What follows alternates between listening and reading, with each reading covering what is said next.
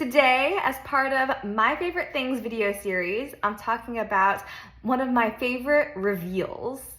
It is in Sweet Last Drop, which is book 2 in my Nightblood series. And spoilers ahead, Cassidy is visiting Walker in upstate New York to investigate a series of vicious murders. Way more vicious than they have ever seen before. All of the victims have missing hearts.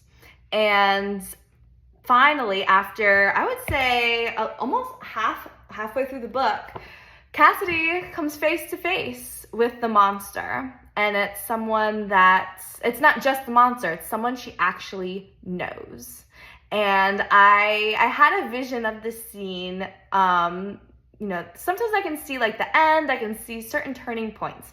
And this is a huge turning point in the book when the identity of the monster is revealed, and someone that Cassidy knows, and it's after, all of this time that she's been investigating, and not getting very far with her investigation until this scene. And so here is just a snippet of one of my favorite scenes, one of my favorite reveals that I've ever written.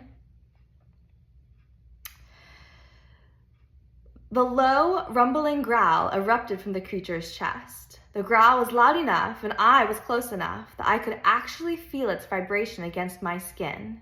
The creature let go of my hair and burrowed its face in the hollow of my neck. I winced back, bracing myself for its claws to pound through my sternum and rip out my heart like it had everyone else. But it didn't. It nuzzled its snout deeper into my neck and breathed in more of my scent.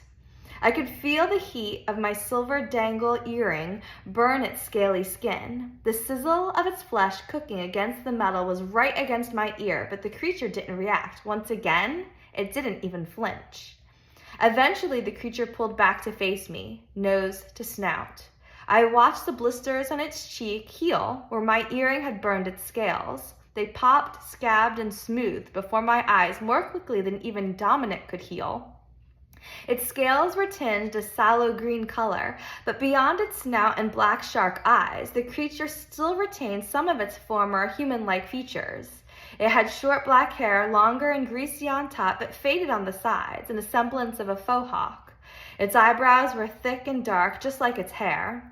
It was naked and obviously male, and despite its blood-coated snout, razor-fanged teeth, and thickened brow, its large, round eyes made it appear young, like it wasn't yet fully grown despite its size and strength and gruesome brutality.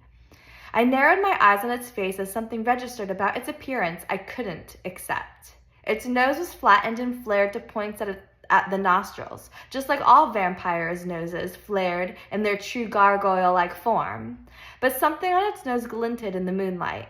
My bottom dropped out. My stomach bottomed out, and I wanted to scream. I wanted to lift my arm and stab the creature through its disgusting, unfeeling, heart-eating heart. I wanted to cry and rage and die because I couldn't do anything but stare and deny the truth of what I'd just seen pierced through the pointed tip of the creature's nose. The creature was wearing a nose ring. And that gives it away to Cassidy, but you will have to read Sweet Last Drop to know exactly what she knows in that moment, the identity of the monster. Happy reading!